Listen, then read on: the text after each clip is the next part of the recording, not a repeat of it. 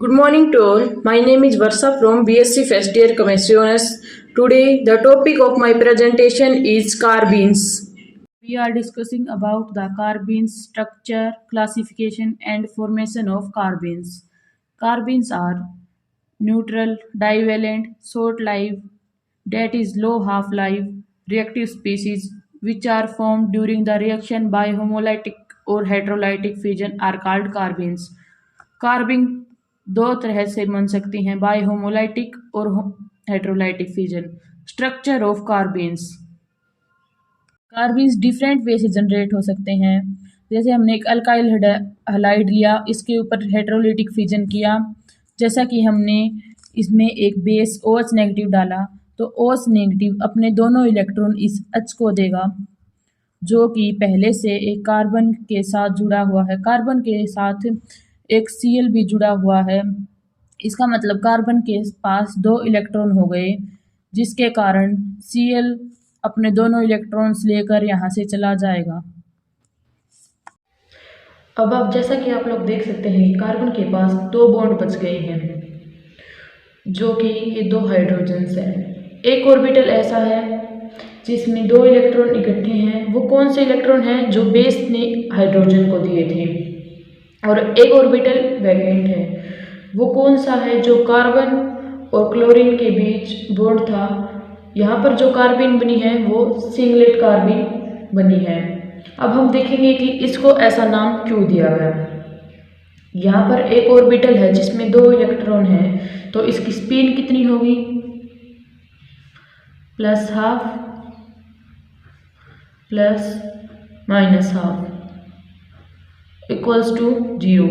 सो spin multiplicity कितनी होगी? 2s + 1। हमारे पास s की वैल्यू कितनी है? 0 1। So that is Y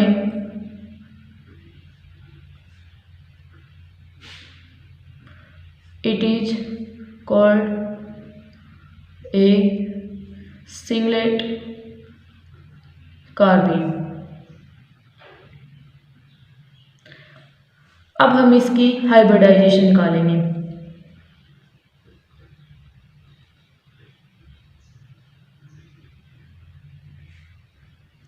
hybridisation निकालने के लिए sigma bonds plus lone pair. हमारे पास कितने सिग्मा बॉन्ड्स हैं? यहाँ पर 2 सिग्मा बॉन्ड्स और लोन पेयर कितने हैं? 1 3। तो यह sp2 हाइब्रिडाइज होगी। सेकेंड, अगर हम लाइट की प्रेजेंस में चलें तो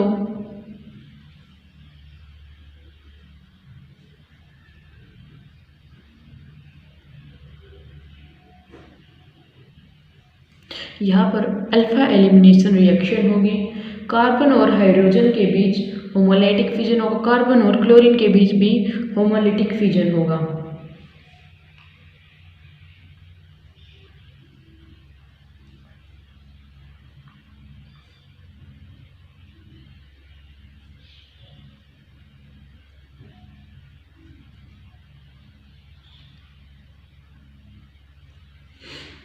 देखो यहाँ पर 2 ही बॉन्ड बच गए हैं। जो 2 ऑर्बिटल बचे हैं, दोनों के बीच एक एक इलेक्ट्रॉन है।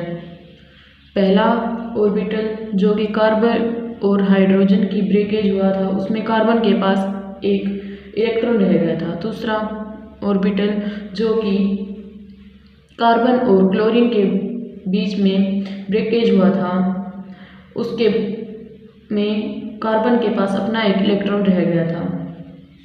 यह एक ट्रिपलेट कार्बीन है। अब हम इसकी नेट स्पिन निकालेंगे तो +½ प्लस +½ इक्वल्स टू 1। अब हम इसकी स्पिन मल्टीप्लिसिटी निकालेंगे तो हमारे पास s की वैल्यू कितनी है? 1 3। That is why it is a triplet carbene. अब हम इसकी हाइब्रिडाइजेशन निकालेंगे।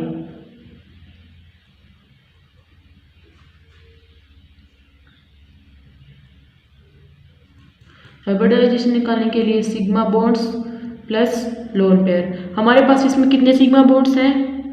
2 सिग्मा बॉन्ड्स, और लोन पेयर कितने हैं? 0 2। That is why it is sp hybridised. जैसा कि आप लोग देख ही सकते हैं, दोनों कार्बिन्स के ऊपर 2 बॉन्ड हैं, इसका मतलब 4 इलेक्ट्रॉन हो गए। और so it contains 6 electron in their valence shell around central atom. So it acts as strong electrophile because it can accept 2 electrons to complete their octet, where singlet carbene is more strong electrophile than triplet carbene because it has 1 vacant orbital. Next is classification of carbenes. First, singlet carbenes. These are short-lived, neutral, divalent species which are formed during reaction by heterolytic fission. जैसा कि हमने पहले भी देखा था, जब हम एक अल्काइल हैलाइड में बाय हेटेरोलिटिकली बेस को डालेंगे तो सिंगलेट कार्बीन फॉर्म होगी।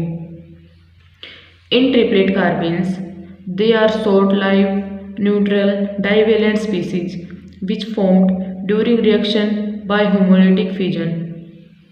जैसे कि हमने पहले भी देखा था, जब हम लाइट की प्रेजेंस में अल्काइल हैलाइड के ऊपर रिएक्शन करेंगे तो ट्रिपलेट कार्बीन्स फॉर्म होंगे।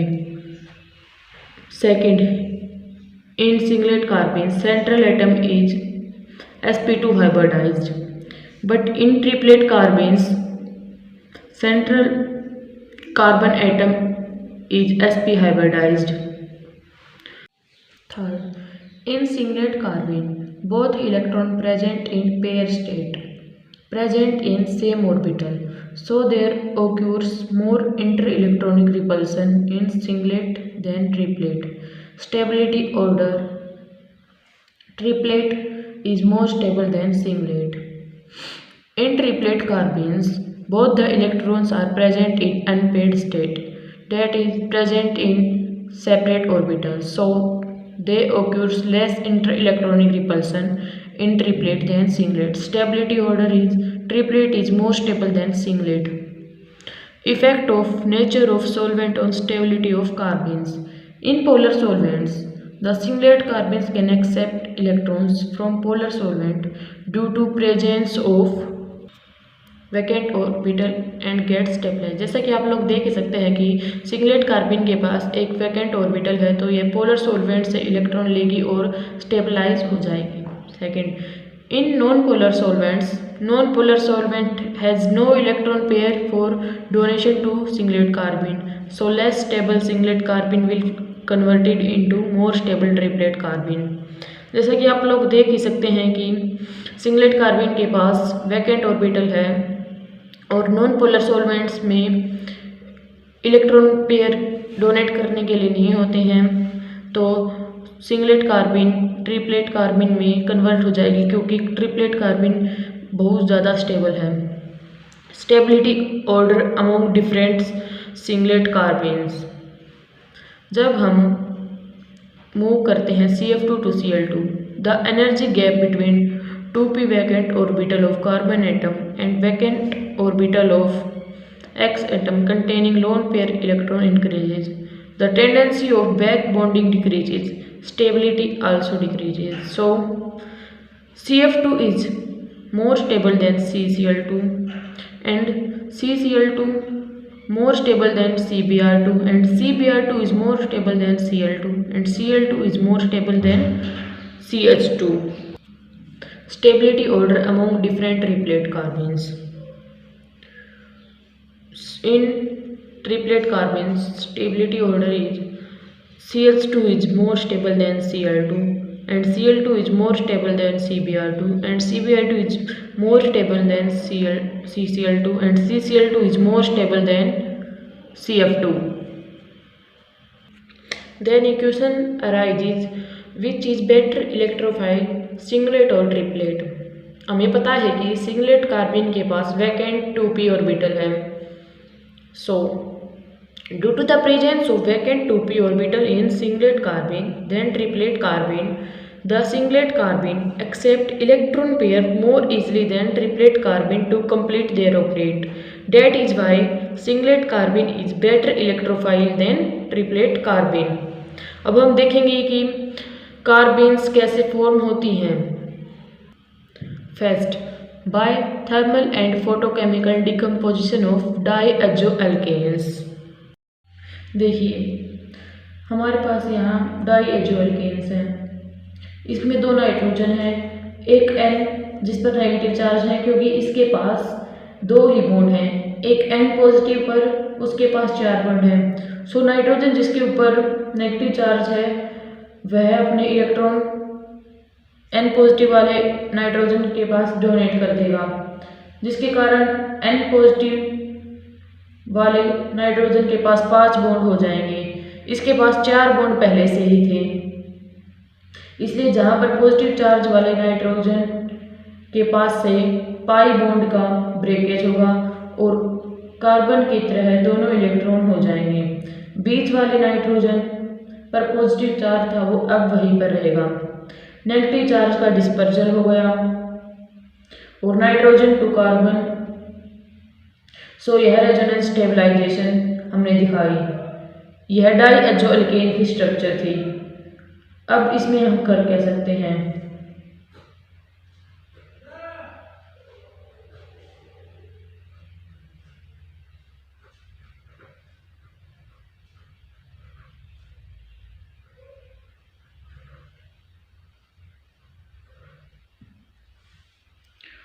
यह जो सेकेंड स्ट्रक्चर बन गई है इसमें N2 एक गुड लिविंग ग्रुप है. सो N जिसके ऊपर पॉजिटिव चार्ज है यह दोनों इलेक्ट्रॉन छीन ले जाएगा. कार्बन के पास पहले से ही नेगेटिव चार्ज है तो N अपना इलेक्ट्रॉन ले रहा है और साथ ही साथ कार्बन का भी ले रहा है, तो कार्बन के पास नेगेटिव चार्ज नहीं रहेगा. अब यह क्या बन जाएगा, CH2 डॉट, क्योंकि एक एक्स्ट्रा इलेक्ट्रॉन की वजह से नेगेटिव चार्ज था कार्बन के ऊपर, एक्स्ट्रा इलेक्ट्रॉन तो नाइट्रोजन ले गया, तो इस टाइप से कार्बीन्स जनरेट हो गई. सेकंड हम देखेंगे कि biothermal and photochemical डिकम्पोजिशंस of ketones. जैसे कीटोन्स होते हैं वैसे ही कीटोन्स हैं, यहाँ पर डबल बॉन्ड आ जाते हैं. इसमें एक बॉन्ड CH2 ले लेगा और एक बॉन्ड कार्बन ले लेगा. कार्बन दोनों इलेक्ट्रॉन लेके चला गया. कार्बन के पूरे 4 बॉन्ड हो गए. यहाँ पर हाइड्रोलाइटिक फ्यूजन होगा और कार्बेन्स जनरेट हो जाएंगे और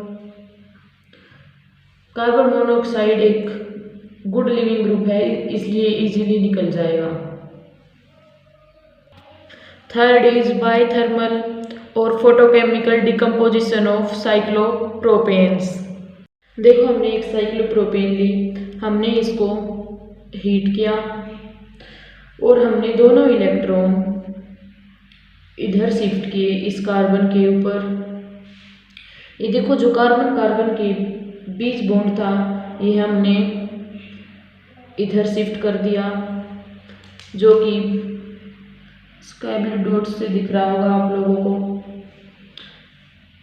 देखो यहाँ पर अब एक डबल बॉन्ड बन जाएगा और कार्बेन्स जनरेट हो जाएंगे.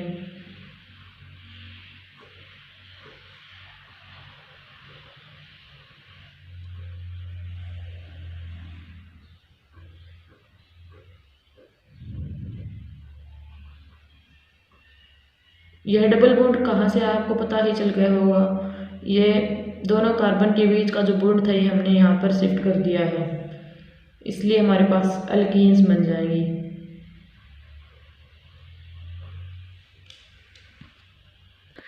नेक्स्ट हम देखते हैं कि बायोथर्मल और फोटोकेमिकल डिकम्पोजिशन ऑफ साइक्लोप्रोपेन्स एंड ऑक्सीरेंस.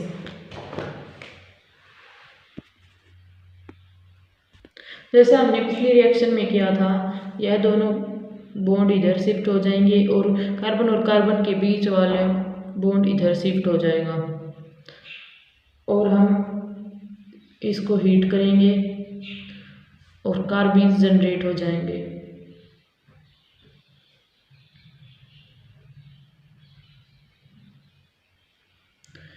साथ ही साथ कीटोन्स भी जनरेट होंगे या फिर अल्डिहाइड भी हो सकते हैं। ये डिपेंड करता है कि अल्काइल ग्रुप कौन सा अटैच्ड है।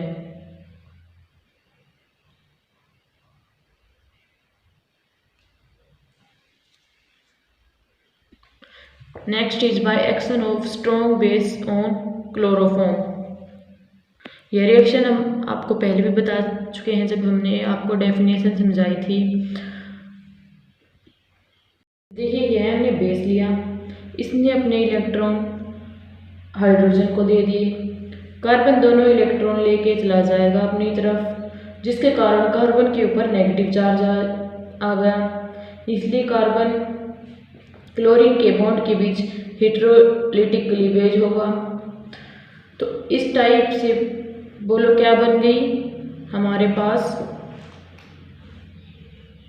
कार्बीन्स बन गई। यह हमारे पास डाइक्लोरो कार्बीन्स जनरेट हो गई। यहाँ पर अल्फा एलिमिनेशन रिएक्शन हो गई। Alpha elimination reaction means 2 electron loss from same carbon atom, और यहाँ पर हेटेरोलिटिक फ्यूजन भी होगा।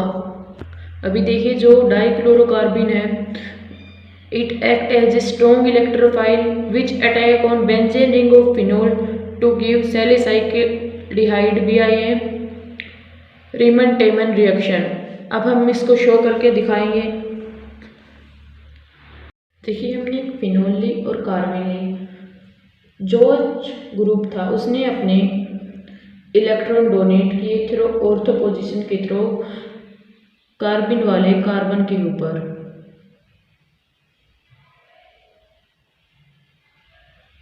अब कार्बिन के ऊपर कैसा चार्ज आ जाएगा, नेगेटिव चार्ज आ जाएगा। और कार्बीन्स तो न्यूट्रल स्पीसीज होती हैं।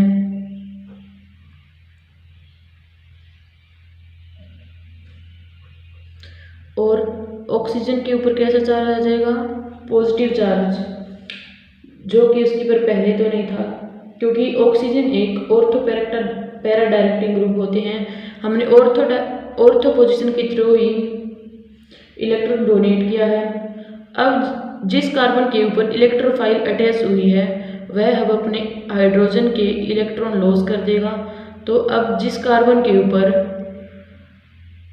OH अटैच है उसके फिर से 5 बॉन्ड पूरे हो जाएंगे और OH के इलेक्ट्रॉन फिर से उसके पास चले जाएंगे।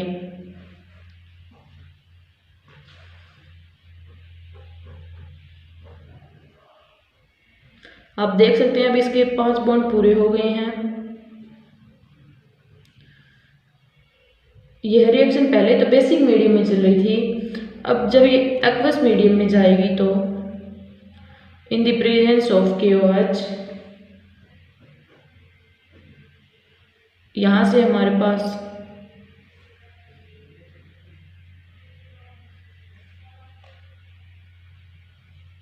वाटर का लॉस होगा।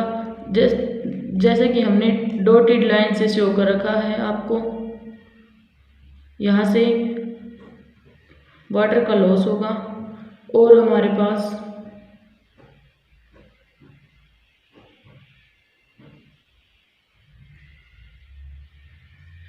सैलिसाइल्डिहाइड फॉर्म हो जाएगी।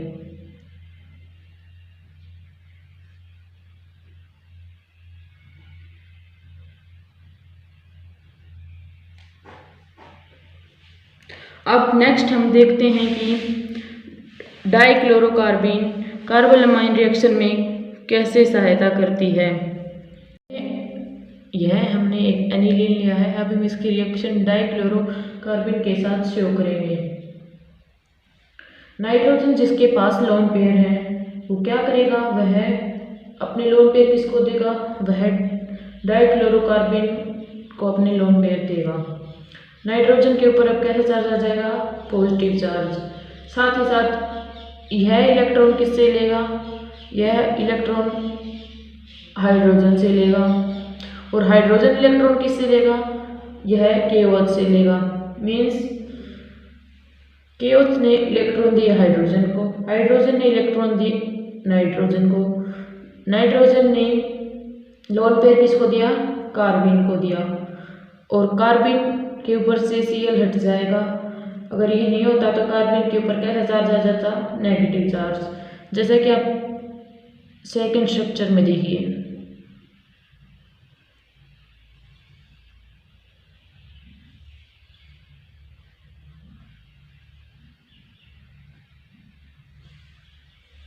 देखो यह स्ट्रक्चर बन गई है, नाइट्रोजन के ऊपर एक H लगा हुआ है और नाइट्रोजन का नया बॉन्ड कार्बन के ऊपर लगा हुआ है, कार्बन के ऊपर एक क्लोरीन लगा हुआ है, कार्बन के 2 बॉन्ड है, 2 इलेक्ट्रॉन है, अब भी कार्बिन बने हुए हैं।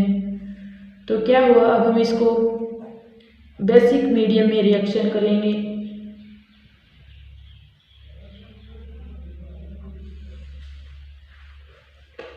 अब नाइट्रोजन पर लोन पेयर रह गया और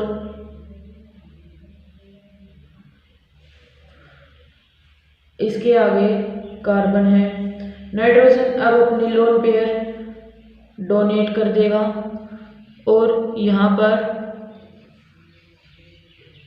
नाइट्रोजन के ऊपर पॉजिटिव चार्ज आ जाएगा और कार्बन के ऊपर कैसा चार्ज आ जाएगा, कार्बन के ऊपर नेगेटिव चार्ज आ जाएगा और इन दोनों के बीच ट्रिपल बॉन्ड आ जाएगा और आइसोसाइनाइड फॉर्म हो जाएंगे।